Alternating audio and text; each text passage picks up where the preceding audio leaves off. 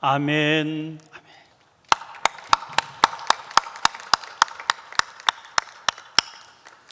귀한 찬양을 하나님께서 기뻐 받으셨을 줄로 믿습니다. 10월 둘째 주일인 오늘은 사회복지주일입니다. 10월 중순이 되다 보니 요즘은 내년도 목회를 준비하는 일에 골몰하고 있습니다. 몇 년 전부터 건강한 교회를 이루기 위한 5개 주제를 하나씩 해마다 교회 표어로 정하고 있는 중인데, 내년은 그 4번째 해가 됩니다. 방향타로 삼을 주제는 디아코니아, 봉사입니다. 교회 봉사는 교회 내의 봉사도 중요합니다. 그러나 아무래도 가장 중요한 대상은 세상이어야 됩니다. 세상을 사랑하셔서 세상을 섬기기 위해 인간의 육신을 입고 이 세상을 찾아오신 분이 우리 주님이시기 때문입니다. 그 주제로 골몰하는 중에 바라본 세상은 마음 아픈 일들이 가득합니다. 지난달 16일에 일어난 사건입니다. 오전 11시 10분경 인천 미추홀 소방서에 화재 사건이 접수되었습니다. 어린 남자아이가 다급한 목소리로 살려주세요를 계속 외쳤습니다. 휴대전화로 위치를 추적해서 10분 만에 사고 현장에 출동했습니다. 4층 빌라 2층 집이었습니다. 형은 10살, 동생은 8살인 두 아이가 라면을 자기들이 직접 끓여 먹으려다 실수하는 바람에 화재가 난 것으로 추정됩니다. 급히 서울 화상 전문병원으로 후송되었지만 형은 전신 40%, 동생은 5%의 대형 사고인데다가 장기까지 다친 상황입니다. 현재는 일반 병실로 옮겼다고 하는데 여전히 위중한 상황이라고 합니다. 언론 보도를 통해서 그 아이들의 일상이 알려졌습니다. 부모가 이혼한 후 아이들은 엄마 혼자 키우고 있었습니다. 경제적으로 어려운 기초 생활 수급 가정입니다. 엄마는 그 전날부터 집을 비웠습니다. 평소 같았으면 학교 급식으로 끼니를 해결했겠지만 비대면 수업이 계속되어서 자기들 스스로 끼니를 해결해야 했습니다. 인근 편의점에 찍힌 CCTV 화면을 보면 그런 일이 자주 있었던 것 같습니다. 보도되는 그 영상을 보니 기가 막혔습니다. 아이들이 물건을 구입하는 기초 생활 수급자를 위한 카드로는 기본적인 식품 구입만 가능하다고 합니다. 아이스크림 하나 먹고 싶은데 살 방법이 없어서 들었다 다시 놓았다를 반복하는 장면을 보았습니다. 액수를 맞추어야 했기 때문일까요? 도시락 같은 식품도 들어서 라벨을 확인한 뒤에 다시 놓기를 거듭하고 있었습니다. 이 아이들이 제 손주들과 같은 또래의 아이들이라고 하는 생각에 그 아이들 떠올릴 때마다 눈물이 났습니다. 우리가 흔히 하는 말에 어려서부터 고생하는 바람에 철이 일찍 들었다, 그런 말들을 하지요. 어떤 글을 보니 그것은 대견스러워해야 할 일이 전혀 아니라고 그랬습니다. 아이들은 아이다워야 하거든요. 아이들이 어른스럽다고 하는 것은 결코 자랑이 아닙니다. 그것은 보호받아야 할 나이의 아이들에게 합당한 보호를 이 세상이 제공하지 못했기 때문에 일어난 폭력의 결과인 겁니다. 그러므로 그런 일이 일어난 것에 대해서 세상 모두가 부끄러워해야 될 일이고 그 결과에 대해서 모두가 아파해야 할 일이며, 그런 일이 생기지 않도록 어떻게든 살펴서 바로 잡아야 할 일이라고 하는 겁니다. 그런데 그런 세상은 언제나 올 수 있을까요? 요즘은 그 생각만 하면 가슴이 아프고 눈물이 쏟아집니다. 어디 아이들만 문제일까요? 우리나라 자살률이 OECD 국가 중 1위라고 하는 것은 이미 잘 알려진 사실입니다. 2018년 기준으로 보면 OECD 평균인 10만 명당 11.3명의 2배가 넘는 24.6명입니다. 그런데 최근 통계를 보면 남자는 1.4%가 하락했는데 여자는 오히려 6.7%가 상승했습니다. 특히 젊은 여성층의 자살률이 주목할 정도로 높아지고 있습니다. 전문가들은 코로나19 바이러스의 충격이 원인일 것으로 예측하고 있습니다. 그동안 코로나19로 인한 경제 상황이 어떤 식으로 회복될지에 대해서 전문가들이 다양한 예측을 내놓은 바 있습니다.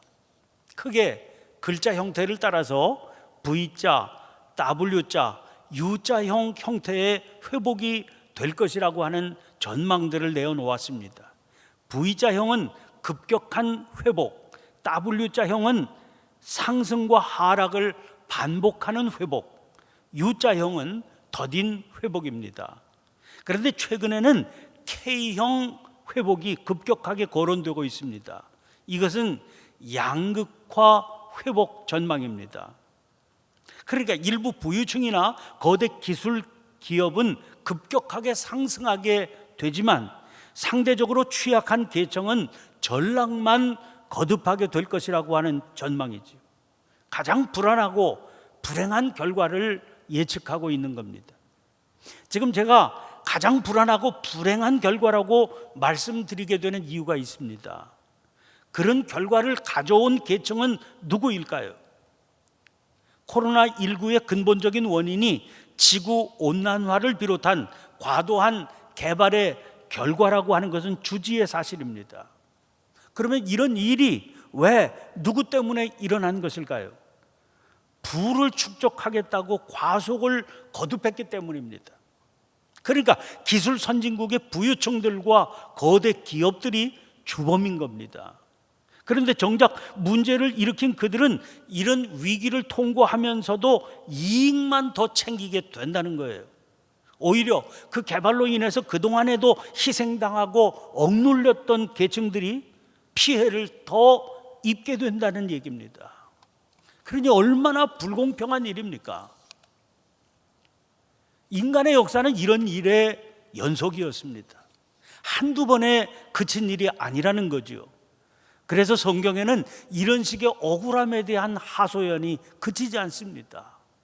하나님이 전능하시고 공의로우신 분이라면, 그런 하나님이 살아계시다면 어떻게 이런 일을 내버려 두실 수 있느냐, 그런 하소연입니다. 이런 하소연을 안고 붙들게 된 말씀이 오늘 본문인 시편 22편입니다. 이 시편 22편은 첫 구절, 즉 1절 말씀이 그리스도인인 우리들에게 가장 잘 알려져 있습니다. 내 하나님이여, 내 하나님이여, 어찌 나를 버리셨나이까? 어찌 나를 멀리하여 돕지 아니하시오며 내 신음소리를 듣지 아니하시나이까? 왜 이 구절이 잘 알려져 있을까요? 예수님께서 십자가에 달려 돌아가실 때 십자가 위에서 하신 말씀이 모두 7 말씀이라서 이것을 우리가 가상칠언 이렇게 부릅니다. 그런데 7 말씀이라고 하는 것은 4개의 복음서를 종합해서 살핀 겁니다. 그 7 말씀 가운데 누가복음과 요한복음에 각각 3 말씀씩 6 말씀이 실려 있습니다. 그리고 숨 거두시기 직전에 하신 맨 마지막에 하신 말씀이 마태복음과 마가복음에 같이 실려 있습니다. 마태와 마가에 실려 있는 그 마지막 말씀이 바로 시편 22편 1절 말씀입니다. 마태복음에는 27장 46절입니다. 제9시쯤에 예수께서 크게 소리질러 이르시되 엘리 엘리 라마 사박다니 하시니, 이는 곧 나의 하나님 나의 하나님 어찌하여 나를 버리셨나이까 하는 뜻이라. 마가복음에는 15장 34절에 실려 있습니다. 제9시에 예수께서 크게 소리 지르시되 엘리 엘리 라마 사박다니 하시니, 이를 번역하면 나의 하나님 어찌하여 나를 버리셨나이까 하는 뜻이라. 사실 복음서에는 이 구절 말고도 시편 22편의 몇 구절이 예수님 십자가에 달리시기 전의 장면, 그 기사에 실려 있습니다. 내 겉옷을 나누며 속옷을 제비 뽑나이다. 시편 22편 18절인 이 말씀은 4 복음서에 모두 인용이 되어 있습니다. 또 22장 7절 8절 말씀입니다. 나를 보는 자는 다 나를 비웃으며 입술을 비죽거리고 머리를 흔들며 말하되 그가 여호와께 의탁하니 구원하실 걸, 그를 기뻐하시니 건지실 걸 하나이다. 이 말씀은 공관복음, 그러니까 마태, 마가, 누가 세 권에 모두 등장하고 있습니다. 그렇게 보면 이 시편은 복음서, 그 중에서도 특히 예수님의 십자가 사건과 아주 긴밀하게 관련되어 있는 중요한 본문이라고 하는 것을 알 수 있죠. 시편 연구가로 유명한 궁켈이라고 하는 학자는 이 시를 대표적인 탄식시로 분류했습니다. 이 시 전반에 흐르는 내용을 탄식으로 본 것이지요. 시인은 아주 극한적인 상황에 처해 있습니다. 그 상황 때문에 시인은 낮에도 부르짖고 밤에도 잠잠할 수가 없습니다. 그는 이웃들로부터 벌레요, 사람이 아닌 존재로 취급을 받으며 비방거리, 조롱거리가 되었습니다. 그를 보는 자들은 다 그를 비웃고 조롱합니다. 특히 사람들은 그가 하나님을 믿는다는 이유로 하나님의 구원이 어디 있느냐 그러면서 비웃습니다. 심적 고통만 당하고 있는 게 아닙니다. 육체적으로도 극한적인 고통에 빠져 있습니다. 14절 15절입니다. 나는 물같이 쏟아졌으며 내 모든 뼈는 어그러졌으며 내 마음은 밀랍 같아서 내 속에서 녹았으며 내 힘이 말라 질그릇 조각 같고 내 혀가 입천장에 붙었나이다. 주께서 또 나를 죽음의 진토 속에 두셨나이다. 이어지는 17절 18절 말씀도 보세요. 내가 내 모든 뼈를 셀 수 있나이다. 그들이 나를 주목하여 보고 내 겉옷을 나누며 속옷을 제비 뽑나이다. 이제 이 시인은 남들이 보기에 이미 죽은 사람이나 다를 바 없습니다. 그래서 아직 숨은 붙어 있는데도 불구하고 그의 눈앞에서 그의 물건들을 나누어 가지겠다고 난리를 피우고 있다는 겁니다. 이렇게 바닥까지 내려간 고난의 자리에서 그는 하나님을 향해서 외치며 울부짖습니다. 11절 말씀 보세요. 나를 멀리하지 마옵소서. 환난이 가까우나 도울 자 없나이다. 19절은 또 어떻습니까? 여호와여 멀리하지 마옵소서. 나의 힘이시여 속히 나를 도우소서. 통곡에 가까운 애소처럼 들립니다. 그런데도 하나님은 아무런 응답이 없으세요. 1절의 탄식은 바로 그런 상황에서 나온 겁니다. 내 하나님이여, 내 하나님이여, 어찌 나를 버리셨나이까? 어찌 나를 멀리하여 돕지 아니하시오며 내 신음소리를 듣지 아니하시나이까? 이어지는 2절도 보세요. 내 하나님이여, 내가 낮에도 부르짖고 밤에도 잠잠하지 아니하오나 응답하지 아니하시나이다. 그러니까 궁켈이 이런 시를 탄식시의 전형이라고 분류한 것은 정말 타당하다, 그렇게 여겨집니다. 그러나 이런 탄식은 1절 한 번이나 아니면 길어야 2절까지만 하면 족할 것 같다, 그런 생각을 해보게 됩니다.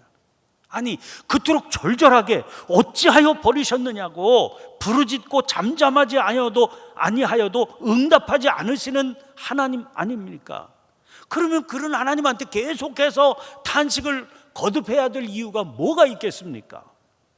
그런 하나님은 안 계시는 분이시든지 살아 계시는데도 그렇다면 들으셔도 응답해 줄 능력이 없으시든지 아니면 우리의 이런 상황에 관심조차 없으신 분 아니겠습니까? 그 세 가지 이유 가운데 어느 한 가지 이유였더라도 대답은 하나입니다. 더 이상 매달릴 필요가 없다. 그게 결론이지요. 아니 누가 보더라도 대답이 뻔하지 않습니까?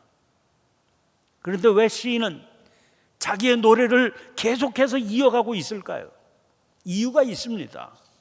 하나님은 분명히 살아계신 분입니다. 게다가 전능하신 분이십니다. 그뿐 아니라 노래하는 자기에게 관심이 있으세요. 이게 시인의 흔들리지 않는 믿음이거든요. 그 믿음의 근거가 뭐겠습니까? 3절부터 5절입니다. 이스라엘의 찬송 중에 계시는 주여, 주는 거룩하시니이다. 우리 조상들이 주께 의뢰하고 의뢰하였으므로 그들을 건지셨나이다. 그들이 주께 부르짖어 구원을 얻고 주께 의뢰하여 수치를 당하지 아니하였나이다. 그는 이 기가 막힌 고통 속에서 이스라엘의 역사를 떠올린 겁니다.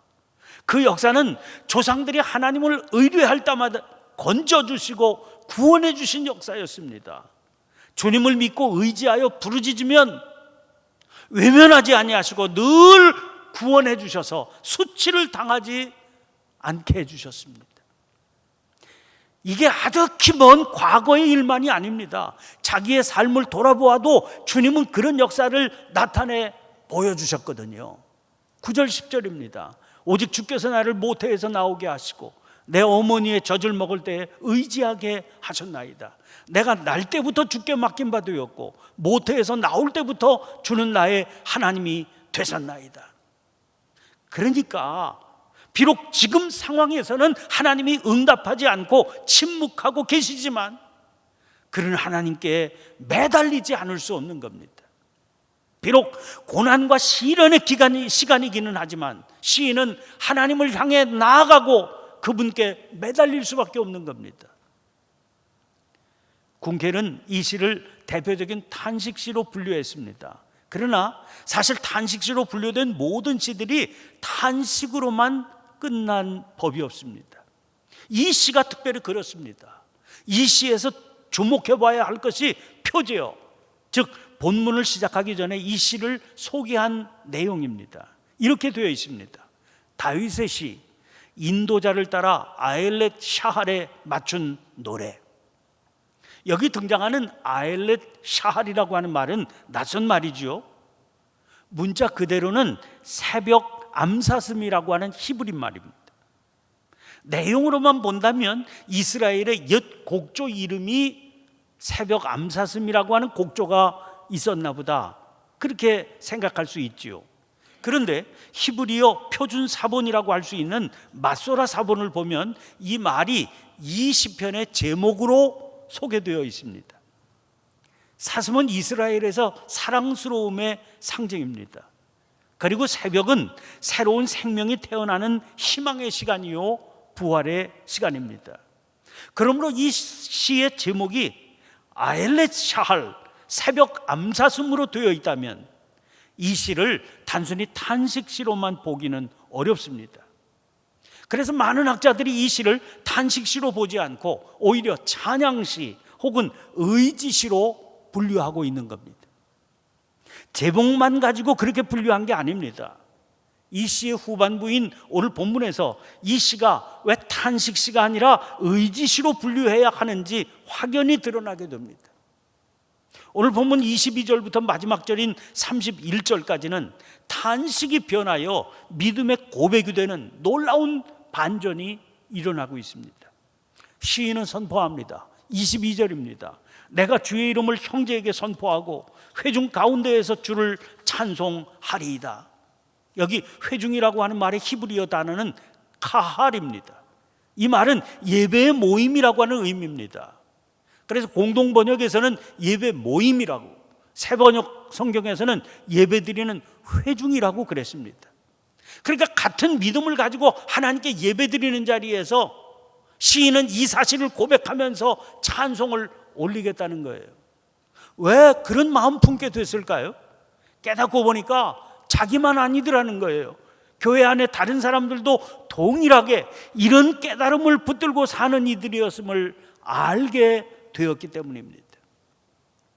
그런데 문제는 예수님께서 십자가 위에서 숨을 거두시기 직전에 하필이면 탄식의 내용만 담긴 1절만 외치셨다는 거죠. 왜 그랬을까요? 많은 학자들은 그것을 성육신하신 예수님께서도 사람들과 똑같은 육신의 고통을 짊어지셨다고 하는 증거다, 그렇게 거론합니다. 그런데 과연 그것만일까요? 예수님은 이 시가 단순한 탄식시가 아니라 의지시라고 하는 것을 알고 계셨을 겁니다. 그러므로 예수님은 고통 속에서도 하나님을 의지하는 이 시를 하나님께 올려드리고 싶으셨을 겁니다. 그러나 십자가 끔찍한 고통 속에서 이 시 전체 내용을 여유롭게 외우실 수는 없으셨을 겁니다. 더구나 고대 세계에서는 한 구절의 첫째 연을 인용하는 게 전체를 인용하는 것과 같은 의미로 받아들여졌거든요. 그러니까 결국 주님은 1절 말씀을 외치심으로 처절한 십자가 위의 고통 속에서도 결정은 그분이 하시니 당신은 오직 하나님만 의지하겠다, 이 소리를 듣는 너희 모두도 그렇게 해라, 그런 메시지를 우리에게 전해주고 계시는 거죠. 며칠 전에 저 부산대학교에서 교수로 봉직하고 계시는 장로님이 쓰신 작은 책 한 권을 받았습니다. 전도용으로 사용하겠다고 출판하신 간증집입니다. 이 장로님은 중학교 교장 선생님 막내 아들로 태어났습니다. 사랑을 듬뿍 받고 자랐는데 그러던 중 초등학교 4학년 때 갑자기 어머니가 고혈압으로 쓰러져 돌아가셨습니다.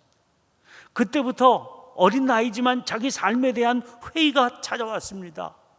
죽고 싶다, 그런 마음만 품고 살았다는 겁니다.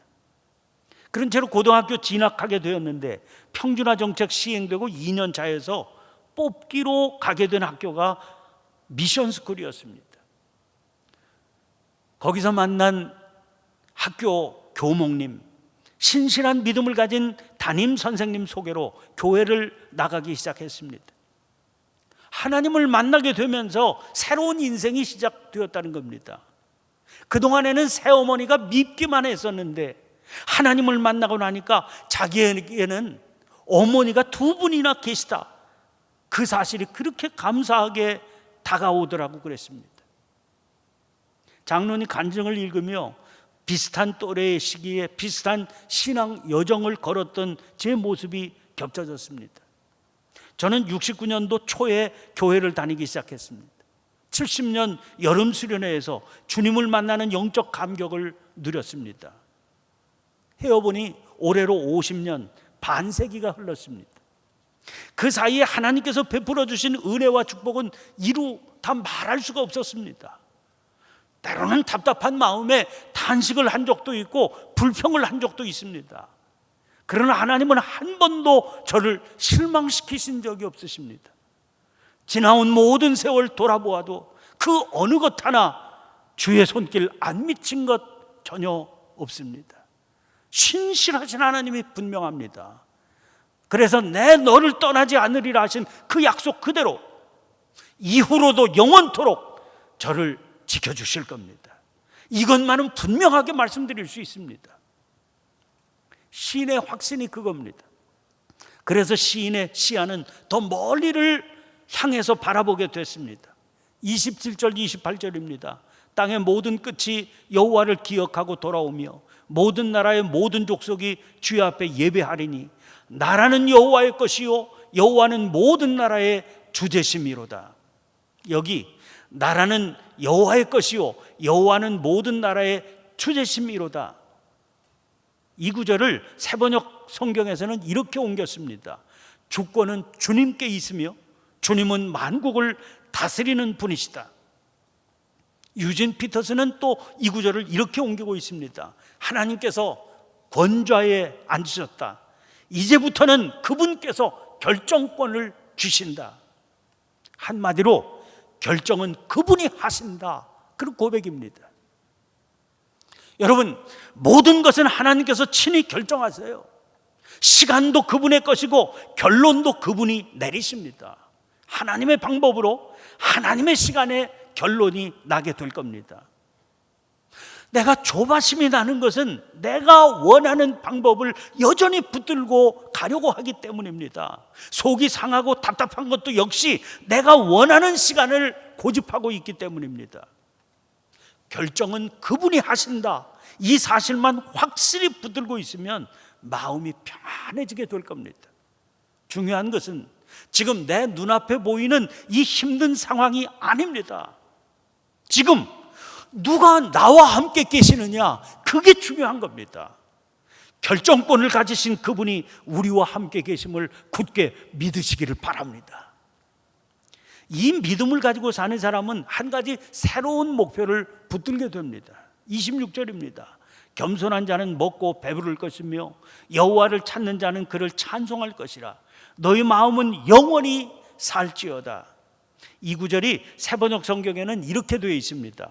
가난한 사람들도 여러분들의 마음이 늘 유쾌하길 빕니다 하면서 축배를 들고 배불리 먹을 수 있을 것이다. 주님을 찾는 사람은 누구나 주님을 찬양할 것이다. 고통 속에서 자기 자신만의 문제에 집중하고 있던 시선이 결정은 그분이 하신다, 이 믿음을 붙들게 되면 이제는 겸손한 자를 향하게 된다는 거예요. 그런데 26절의 겸손한 자와 24절의 곤고한 자는 뿌리가 같은 말입니다. 이 말을 세번역 성경에서는 가난한 자라고 옮기고 있는 거죠. 어디 이게 물질적으로 가난한 자 뿐이겠습니까? 29절에 진토 속으로 내려가는 자 역시 다르지 않습니다. 자기 스스로가 가난한 자고 곤고한 자고 진토 속으로 내려가는 자 아니었습니까? 하도 힘들고 어려워서 하나님께 부르짖어봐도 응답조차 하지 않으셨습니다. 그런데 알고 보니까 그 하나님께서 한 번도 자기를 떠난 적이 없으세요. 늘 자기와 함께 계셔서 자기를 위해서 역사하고 계셨습니다. 그리고 어느 날 돌아보니 참으로 멋지게 자기의 모든 문제가 풀려 있는 거 깨닫게 됐습니다. 얼마나 감격스러운지 같은 믿음의 길 가는 사람들과 만날 때마다 이 얘기를 나누었지만 아쉽기 짝이 없었습니다. 그래서 지금 가난하고 곤고해서 진토 속으로 내려가고 있는 사람들을 불러 모을 생각까지 하게 된 겁니다. 산 위에 올라가서 세상에 외치리 내게 임한 주의 사랑 전하기 원하네. 바로 그런 마음 때문입니다. 팬데믹 상황에서 온 세계가 지금 극심한 고통에 시달리고 있습니다. 지난 7일 세계은행은 올해 연말로 세계 극빈층 인구가 8,800만에서 1억 1,500만 명까지 늘어나게 되어서 모두 7억 3천만 명에 달하게 될 것이다. 그런 예측을 내놨습니다. 여기서 극빈층으로 분류된 이들은 하루 생활비 우리 돈으로 약 2,200원 이하로 살아가야 되는 사람들을 말합니다. 특히 금년에 극빈층에 편입된 이들의 82%가 아주 가난한 나라가 아니라 중간소득 국가에서 나올 것이라고 그랬습니다. 이웃의 돌봄이 없으면 그들은 고통 속에 죽어가게 될 것입니다. 어제 발표된 금년도 세계 노벨 평화상이 세계의 기아 퇴치를 위해서 헌신하는 세계 식량 계획 WFP에 돌아가게 된 것도 그런 시대적인 어려움을 일깨워서 이 세계에 호소하기 위함이 아니겠습니까? 여러분, 어떻게 해야 이 비극을 막을 수 있을까요? 주님은 말씀하십니다. 너의 고통을 호소하기 전에 네 주변을 돌아보라고 말입니다. 세상이 너희들을 통해 하나님께서 일으키시는 기적을 보게 하라고 하십니다. 결정은 그분이 하십니다. 세상의 모든 풍성한 자가 먹고 경배할 것이요 진토 속으로 내려가는 자, 곧 자기 영혼을 살리지 못할 자도 다 그 앞에 절하리로다. 기도하겠습니다. 살아계신 하나님, 코로나 바이러스로 온 세계가 극심한 고통 가운데 있습니다. 자기도 모르게 하나님은 지금 어디서 무엇을 하시기에 가만히만 계시는가 탄식이 저절로 터져 나옵니다. 이런 탄식이 터져 나올 때마다 믿음으로 지금 여기 계셔서 역사하고 계시는 하나님을 찾고 바라볼 수 있는 믿음을 허락해 주시옵소서. 하나님께서 가라 하시고 품으라 하시는 일들을 바라보며 행하여 갈 수 있는 믿음도 허락해 주시옵소서. 그리하여 저희들을 통해 하나님께서 친히 이루어 가시는 놀라운 일들이 고통받는 세상을 치유할 수 있는 풍성한 열매로 나타나게 해 주시옵소서. 십자가의 피 흘리심 통해 곤고한 세상을 구원하신 그리스도 예수님의 이름으로 기도하옵나이다. 아멘.